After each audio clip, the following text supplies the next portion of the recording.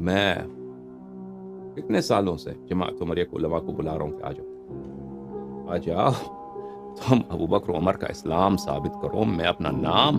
میرا نام حسن اللہ یاری ہے، میں چینج کر دوں گا، اس کا نام رکھ دوں گا غلام یزید، غلام عمر، غلام عائشہ، تم جو چاہو میرا نام چینج کرو، تم صرف ان کا اسلام ثابت کرو، ٹھیک ہے نا؟ یا اہل بیت طاہرین علیہم الصلوۃ والسلام کی امامت کے دلائل کا تم ابطال کرو، ہم دلیل پیش کریں گے، آپ ابطال کریں قرآن سے سنت سے۔ اگر آپ نے باطل کیا تو جو شرط تم پہ ہے تو میں پاکستان آ جاؤں گا،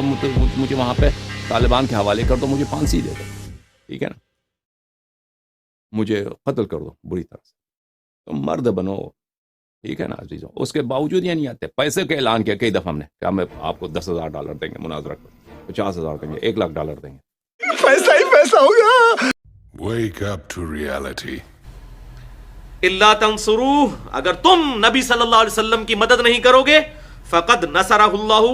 تو یاد رکھو اللہ تو ان کی مدد کر چکا ہے آلریڈی۔ ایک پریکٹیکل تمہارے سامنے موجود ہے، اذ اخرج الذین کفروا، جبکہ کافروں نے ارادہ کیا تھا ہمارے محبوب صلی اللہ علیہ وسلم کو مکے سے نکال دینے کا،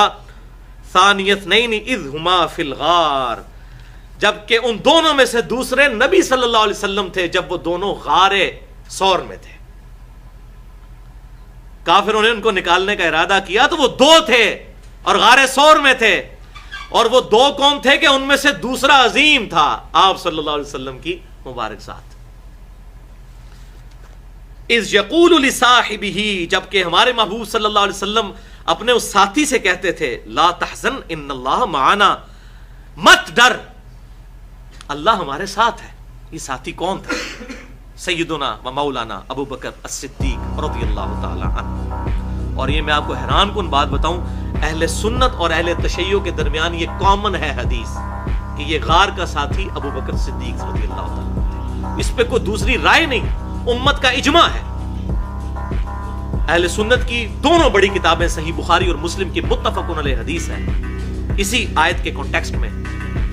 کہ سیدنا ابو بکر صدیق رضی اللہ تعالیٰ عنہ حضور صلی اللہ علیہ وسلم کے ساتھ تھے، اور انہوں نے عرض کیا اللہ کے رسول صلی اللہ علیہ وسلم، کافر تو ہمارے اتنے قریب آ گئے ہیں کہ اگر اپنے پاؤں کی طرف سے ہمیں یوں جھک کے دیکھ لیں تو غار میں ہمیں دیکھ لیں گے، بالکل غار کے دہانے پر آ گئے تھے، تو اگر وہ یوں جھک کے پاؤں کی سیدھ میں دیکھ لیتے تو آپ صلی اللہ علیہ وسلم اور سیدنا ابو بکر ان کو نظر آ جاتے۔ یہ بخاری اور مسلم دونوں میں موجود ہے۔ تو آپ صلی اللہ علیہ وسلم نے فرمایا، اے ابو بکر،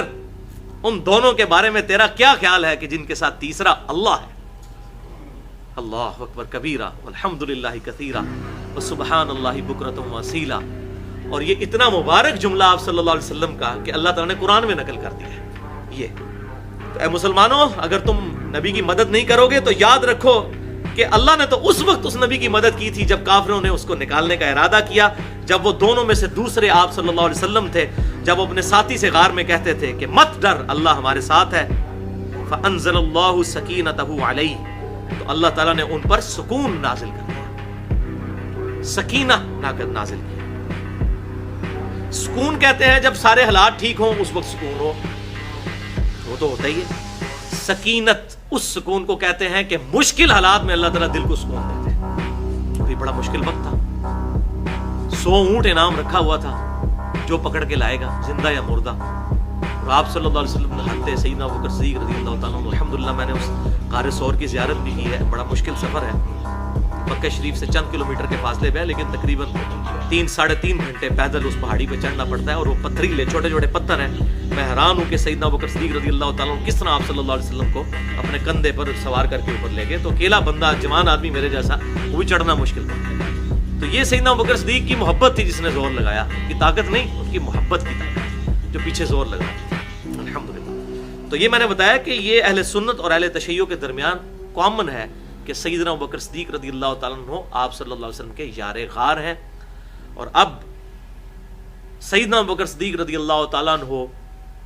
اس آیت کے تحت آپ صلی اللہ علیہ وسلم کے صحابی ہیں، کیونکہ یہ اس میں کیا الفاظ ہے، اذ یقول لصاحبہ،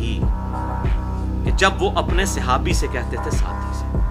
اب چونکہ سیدنا ابو بکر صدیق رضی اللہ تعالیٰ عنہ کی صحابیت قرآن سے ثابت ہو گئی ہے پرٹیکولرلی، اس لیے آپ رضی اللہ تعالی عنہ کی صحابیت کا انکار کرنے والا کافر ہے، جو آپ کی صحابیت کا انکار کرے۔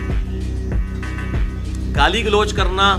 یا ان پر لعن طعن کرنا وہ فسق ہے، لیکن ان کو منافق کہنا یا معاذ اللہ استغفر اللہ کافر کہنا، وہ بندہ دار اسلام سے خارج ہو جائے گا۔ اس حوالے سے جو اثنا عشری اہل تشیع ہیں، ان کے جو جید علماء ہیں، وہ بالکل ڈکلیئر کرتے ہیں، ان کے فتاوی چھپے ہوئے ہیں کہ ہم سیدنا ابوبکر صدیق، سیدنا عمر، سیدنا عثمان کو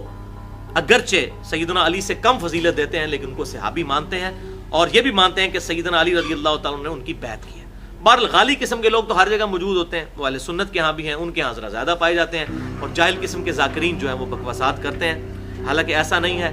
میں نے نہج البلاغہ پڑھی ہے، اہل تشیع کے پاس بہت بڑی اتھینٹک کتاب مولا علی رضی اللہ تعالیٰ عنہ کے خطبات کے اوپر، اس میں مولا علی رضی اللہ تعالیٰ عنہ کے سیدنا ابو بکر اور عمر کی شان میں خطبات موجود ہیں باقاعدہ، جس میں انہوں نے ان کی تعریف کی ہے، اور وہی باتیں جو ہمیں صحیح بخاری اور مسلم میں بھی ملتی ہیں۔ جب کوفے کے لوگوں سے سیدنا علی تنگ آ گئے تو صحیح بخاری میں موجود ہے، انہوں نے کہا کہ میں اب اللہ سے دعا کرتا ہوں کہ مجھے اپنے ان دو ساتھیوں کے ساتھ ملا دیں، اور وہ دو ساتھی کون؟ ابو بکر و عمر رضی اللہ تعالیٰ عنہ، شیخین رضی اللہ عنہما۔ تو یہاں پر اتفاق ہے کہ سیدنا ابوبکر صدیق رضی اللہ تعالیٰ عنہ کی صحابیت قرآن سے ثابت ہے۔ یہی وجہ ہے کہ امام احمد بریلوی صاحب نے جب رد الرافضہ، رافضیوں کے خلاف کتاب لکھی اور اس پہ رافضیوں پر کفر کے فتوے لگائے 7 کے قریب، اس میں ایک کفر یہ بھی نقل کیا کہ اگر کوئی ایسا شخص ہو غالی شیعہ، غالی رافضی، جو سیدنا ابوبکر صدیق کو صحابی نہ مانتا ہو تو وہ کافر ہے قرآن کی اس آیت کی روح سے، اور بالکل ان کا فتویٰ ٹھیک ہے۔ جو شخص یہ بات کرے تو ڈنکے کی چوٹ پہ اس پر کفر لازم آئے گا۔ قرآن آپ کی صحابیت کی تصدیق کرتا ہے، اور اہل سنت کی کتابیں بھی اور اہل تشیع کی بھی اس پہ اجماع ہے۔